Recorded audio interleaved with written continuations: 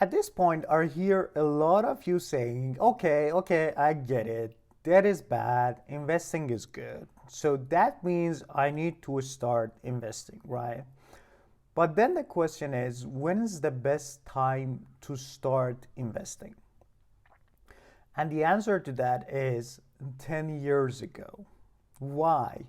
Because we talked about this. The biggest factor in building wealth using investing and compound interest is time. So if you had started 10 years ago, you would have already made quite a fortune. But that is obviously not possible, right? So the idea is that as soon as you start, the more time you're going to give yourself for compounding to kick in and actually build more and more wealth for you. Remember the example that we had together for the 40 years, 1,000 kroner per month. 86% of your money was created because of compounding, because of the interest on top of your interest. So this time is very important. Do not put this off. Then the question is, all right, now I need to go start investing today, right? And to that I would say, take a moment before you do that. So in life, you always plan for stuff, or at least you have an idea of how things should potentially look like. Imagine if you have moved to Sweden, for example, you had an idea when you wanted to move to Sweden. You had a plan. The plan was, okay, I'm gonna apply for this job, or I'm gonna apply for this degree in university, or whatever else was your case. Then I'm gonna move to Sweden. Then I'm gonna spend this much time looking for an apartment. I'm gonna find a great apartment. I'm gonna rent it for this amount of money. And then I'm gonna do this, and then I'm gonna do that. And for a second, try to remember what actually happened after you planned that. Almost always what you plan is not reflected in the reality that you live. So in a lot of scenarios, there's a lot more ups and downs to what your initial plan was. Does that mean that we should not plan? Definitely not. We should still plan, but we should account for the fact that our plan never goes exactly to the point that we want it to. So it goes up and down. There are things that life throws at you. That is the exact same scenario for your financial life as well. You might plan, you see all those very beautiful graphs of very clean growth, 8% per year, but that does not happen in real life. In real life, there is a lot more ups and downs. So before actually starting to think about investing, we want to introduce you to your financial golden path. This golden path is something that we designed. It's a step-by-step process that we designed so you can immediately understand where you stand today in terms of finances and what is your immediate next step. Like next month, what do you need to actually do?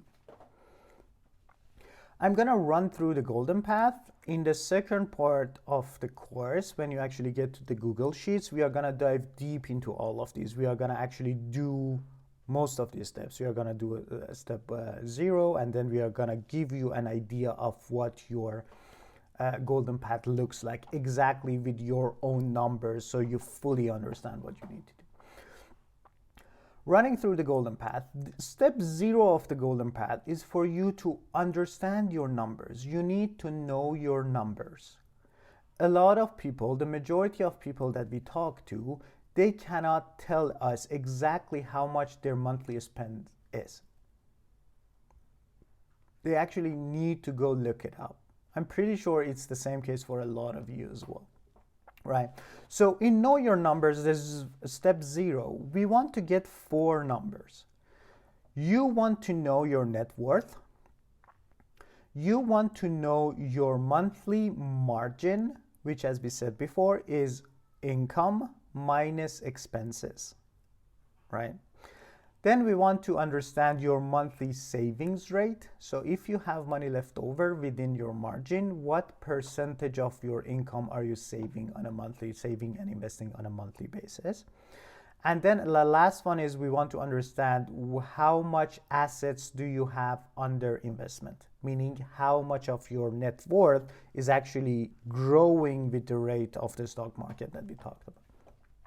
So those 4 numbers are key. Knowing those numbers are this step 0 of starting your golden path. We are going to run through that. There is a specific section dedicated to this in this course. Then the actual golden path starts. So the first step of the golden path is, if you don't have it already, you need to save 1 month of your fixed essential expenses. Remember, we define fixed essential expenses as the money that you need to spend just to keep your life afloat, just to keep your life running. So you don't need to include anything luxury in terms of like going out to dinners or having fun or anything like that. The very bare minimum that you need to spend to just keep everything fine and nobody would yell at you. So you want to save 1 month of your fixed expenses, and you want to put it somewhere very, very accessible, most probably in a checking account. So you would have immediate access to it. The idea of step 1 is to give you a bumper, like in an analogy of a car and driving.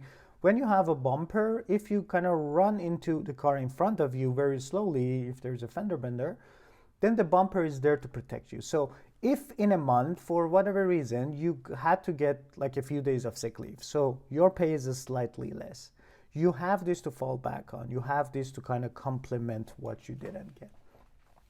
So step 1 is mostly giving you a very small kind of bumper.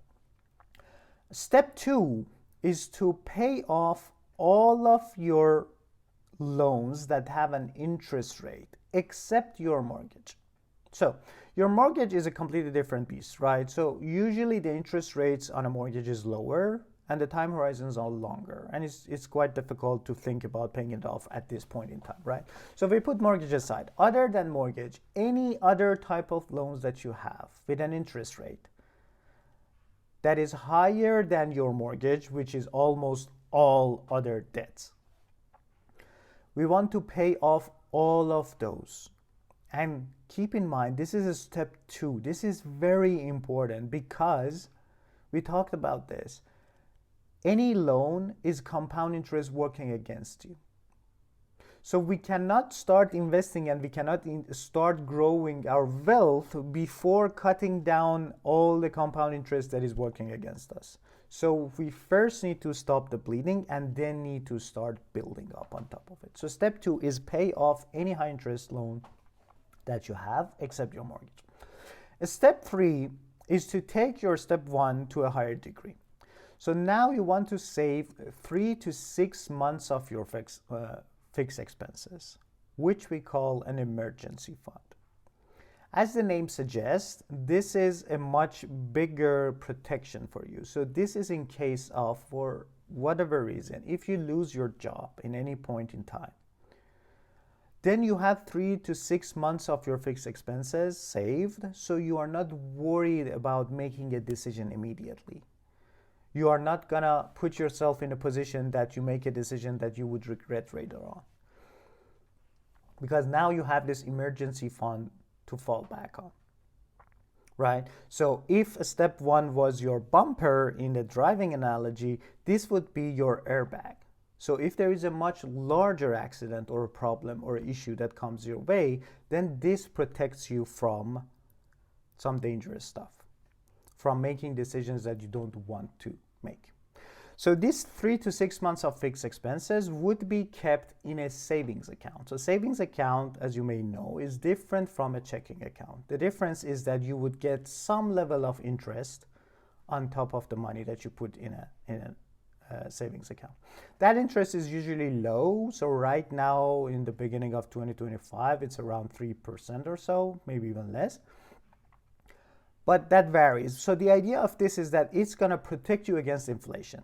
So the idea is not that you want to grow this money. The idea is that you want to have this money for your peace of mind, but you also don't want it to lose its value to inflation. So you put it in a savings account so you protect yourself against that. Step 4 is now about the investments that we talked about. So now the idea is through a step 1 to 3, you have built yourself a foundation. Now you feel confident Now you would not be stressed if something happens in a month or even in a longer period because you have a step 1 and 3. You have paid off all of your debt, so you don't have compound interest working against you. Now it's time to start using compound interest to build your wealth. So this is the step that you start automatically investing 10 to 35% of your monthly income in an index fund, most probably a global index fund. And this is the step that takes the longest amount of time. This is a step that will take years for you, and it requires your consistency. And you need to keep at it until you want to retire, essentially.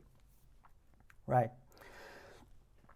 Step 5 after that, which we recommend to even not look at step 5 until you have at least done a step 4 for about a year. So if you have built up the habit of investing every single month without caring about what the market is doing, then at step 5, you want to start looking at your investments and you want to optimize potentially if there are some improvements you can make in your investing strategy, like add a few more funds if needed, or if you want to think about how much of your net worth is liquid versus not liquid, meaning if you have a property, that means that that money that is locked up in your property is not liquid. You cannot use it. You cannot use it in your retirement. But the money that you have in investments or you have cash at hand, like emergency fund, that would be liquid. So now you want to think about, okay, how do I want to manage these? Do I want to increase my liquidity? Do I don't want to? So there's a lot that goes into optimizing essentially your whole net worth.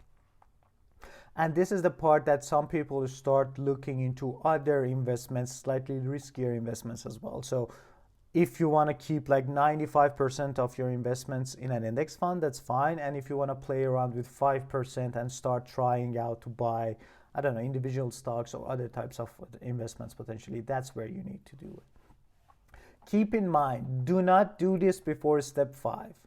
A lot of people, when they want to start investing, they start at this stage. They start at step 5. They immediately go into the mode of, oh, I want to buy a specific stock. Should I buy Nvidia? Should I buy Microsoft? I want to talk to this guy and that person.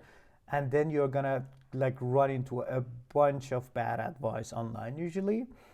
And then you think you are doing something that is completely thought about, but that's usually not the case. You usually make those decisions quite emotionally. So do not step at step 5. At least you need a year of step 4, automatically investing in an index fund. And then the last step of the golden path is once you have all of these set up, you have everything basically. You have built a foundation. You have started building your wealth, and now compound interest is working for you. And then at some point down that line, you want to start thinking about paying off your mortgage as well. So as soon as you pay off your mortgage, it means you have no loans at all anymore. So you own everything in your life, and you already have a huge amount of investments that is building on top of itself towards whatever goal that you have. So that is our golden path. This is what we are going to help you to start on with our Google Sheets and with our homeworks that we are going to go through towards the end of this course. This is the summary of that golden path. Just to summarize what we talked about, we have talked about your margin, which is one of the most important numbers you can look at. Income minus expenses. Your whole life happens in your margin. You need to know your numbers. You need to understand it. We are going to run through it. Assets versus liability. We understood that buying assets is good. Investments are good. Liabilities, we need to be very, very careful about when you want to take them on. We understand how compound interest works and how it can work against us or for us. We understood what the basics of investing are, and we understood that we need to increase our time horizon, both for compound interest to kick in, but also for the risk of market to be lower for us, the longer time horizon that we have. And then at last, we have a bunch more to learn as well. Some of them we are going to cover through the rest of this course. Some of them you would still need to spend time on learning.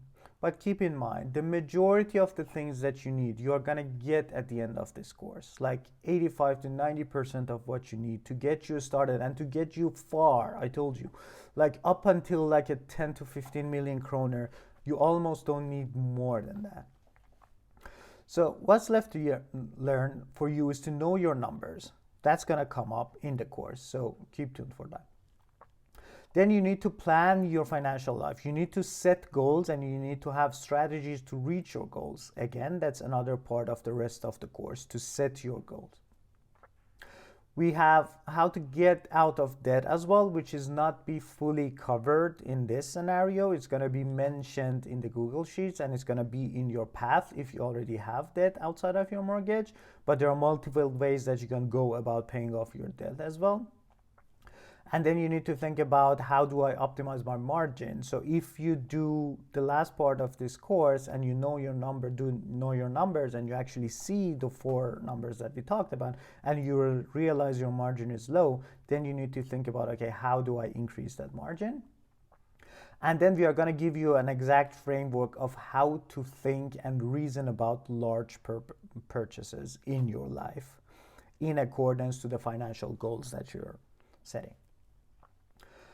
And then asset allocation optimization, as I talked about, step 5, that will come later on. So the majority of things will be covered in the rest of this course. And then after that, if you're interested in anything outside of those, then we are also here to help you as well. You will get information about the resources that we provide. We have services. We would have like one-on-one coachings if that's something that you would be interested in. We can talk about those later. All the information will be given to you towards the end of the course. And last but not least is for you to remember that personal finance is personal, meaning that we have a golden path that works for almost everyone, but there are nuances and details that might be different in every person's journey depending on your situation. So if you're interested to kind of get a second review or second pair of eyes in your particular finances, as I mentioned, we are here to provide you with coaching and with private coaching as well if you're interested in doing that.